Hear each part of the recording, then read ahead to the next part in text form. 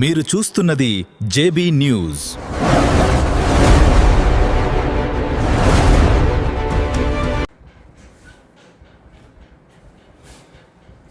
నమస్తే friends, JB. నేటి సత్యం paper మనది.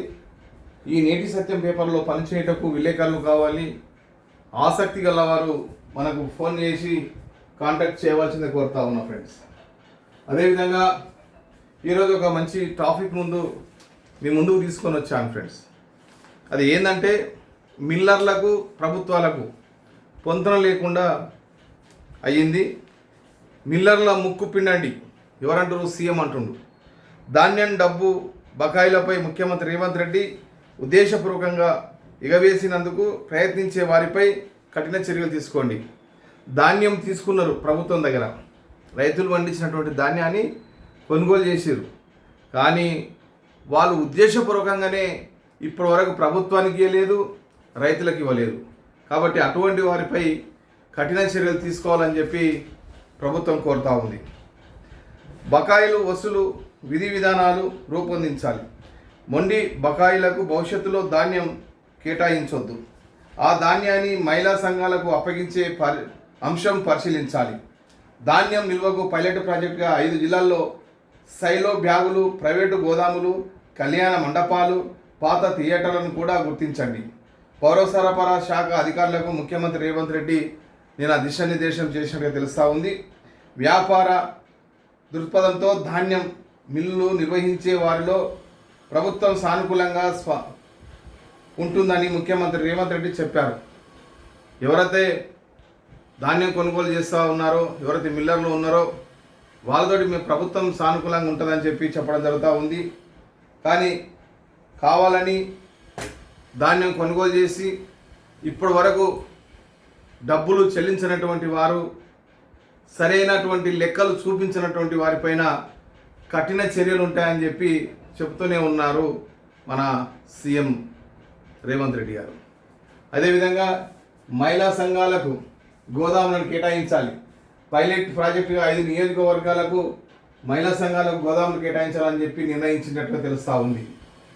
ఎంసీఆర్ హెచ్ఆర్డీలో నీటి పారుదల, పౌర సరఫరా శాఖలపై సీఎం రేవంత్ రెడ్డి సమీక్షకు హాజరైన మంత్రి ఉత్తమ్ కుమార్ రెడ్డి ఉన్నతాధికారులు ప్రతి ధాన్యం గింజకు సంబంధించిన బకాయిలు వసూలు చేయాల్సిందని స్పష్టం చేసిన ముఖ్యమంత్రి రైతులకు సాగునీరు అందేలా ప్రతి ఎకరాకు నీటి భరోసా కల్పించే దిశగా సమన్వయంతో పనిచేయాలని అధికారులకు సీఎం రేవంత్ రెడ్డి ఆదేశించారు. ఎంసీఆర్ హెచ్ఆర్డీలో నీటిపారుదల, పౌర సరఫరాల శాఖ రేవంత్ రెడ్డి సమీక్షించారు. తెలంగాణ రైతాంగానికి సాగునీటి భద్రత కల్పిస్తూ రాష్ట్ర వ్యవసాయ రంగాన్ని మరింత బలోపేతం చేయడమే ప్రజాప్రభుత్వ లక్ష్యమని వెల్లడించారు. చూడండి, ధాన్యం కొనుగోలు చేసి ఇయ్యనటువంటి మిల్లర్ల మీద ఇక కంపల్సరీ వసూలు చేయాలి, ముక్కు విండి అని చెప్పి ఆదేశాలు జారీ. అదే సందర్భంగా మహిళలకు గోదాములు కేటాయించాలి, మహిళలే ధాన్యాన్ని కొనుగోలు చేసే విధంగా చూడాలని చెప్పి ఆదేశాలు నిర్ణయించడం జరిగింది.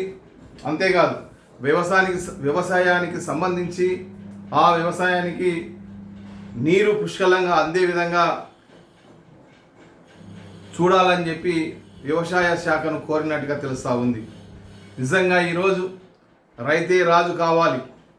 రైతు పండించేటువంటి ప్రతి గింజను ప్రభుత్వం కొనుగోలు చేయాలి. ప్రభుత్వం కొనుగోలు చేసి వారు ఏదైతే పండించినటువంటి రైతుకు గిట్టుబాటు ధర అందే విధంగా ప్రభుత్వాలు చర్యలు తీసుకోవాలి. ఈరోజు రైతులు లేకపోతే అన్నమో రామచంద్ర అని విలవిలా కొట్టుకొని మాడి మనిషి అయిపోయే సందర్భం ఉంటుందని చెప్పి తెలియజేస్తూ ఉన్నా. అంతేకాదు, సీఎం రేవంత్ రెడ్డి ట్వీట్, మహిళా సంఘాలకు గోదాములు, మిల్లర్ల నుంచి ధాన్యం బకాయిలు వసూలు చేయాల్సిందని రేవంత్ రెడ్డి ఆదేశించారు. ధాన్యం బకాయిల విలువకు సమానమైన సొమ్ము వసూలు చేయాలని అధికారులకు సీఎం స్పష్టం చేశారు. వ్యాపార దృక్పథంతో మిల్లులు నడిపే వారితో సానుకూలంగా ఉంటామని, ఉద్దేశపూర్వకంగా ఎగవేస్తే వారి పట్ల కఠినంగా వ్యవహరిస్తామని హెచ్చరించారు. నిజంగా సీఎం రేవంత్ రెడ్డి గారు ఒక మంచి విషయాన్ని తెలియజేశారు. వ్యాపార దృక్పథంతో మిల్లును నడిపే వారితో సానుకూలంగా ఉంటాం, కానీ అదే వంకతోటి బిల్లులు ఎగవేయాలనే ఆలోచన ఉన్న వారితోటి కఠినంగా ఉంటామని చెప్పడం జరిగింది. మీరైనా మిల్లుకు సంబంధించిన వారైనా ఎవరైతే బకాయిలు ఉన్నారో ఆ బకాయిలను ప్రభుత్వానికి చెల్లించాలి. తద్వారా రైతులకు చేరుకుంటుంది. రేపు మళ్ళా పండించే పంటలకు సహకారం ఉంటుందని చెప్పి తెలియజేస్తూ, అదేవిధంగా ఇంకొక విషయాన్ని మీ ముందు తీసుకొస్తా ఉన్నా. ఈరోజు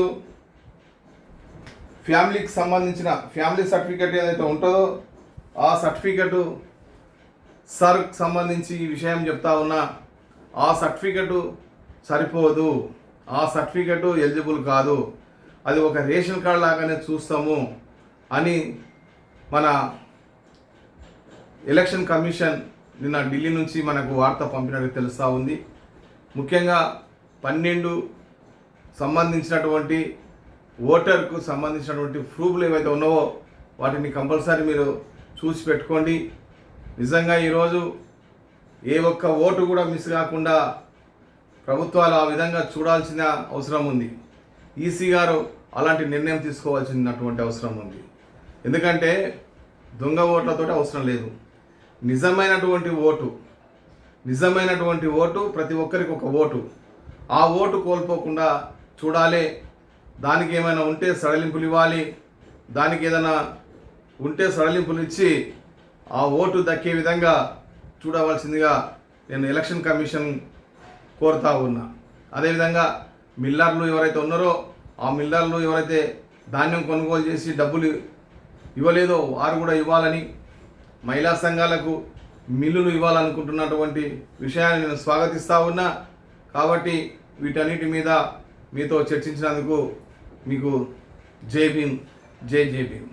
అదేవిధంగా భారత రాజ్యాంగం ఇచ్చినటువంటి ప్రతి హక్కు, సామాన్య మానవుడు బతికే హక్కు, గాలిని పీల్చుకునే హక్కు, మాట్లాడే హక్కు, పత్రికల్లో ప్రకటనలు ఇచ్చే హక్కు,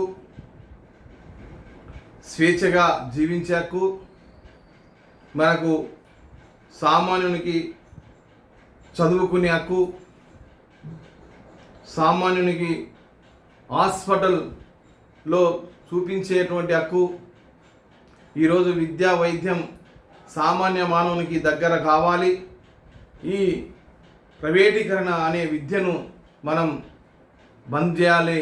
ప్రైవేటు విద్యను బంద్ చేయాలి, ప్రైవేటు వైద్యాన్ని బంద్ చేయాలి. ప్రభుత్వమే దీన్ని చేపట్టి విద్యా వైద్యం అందించాలని చెప్పి కోరుతా ఉన్నా. జై భీమ్, జై భీమ్.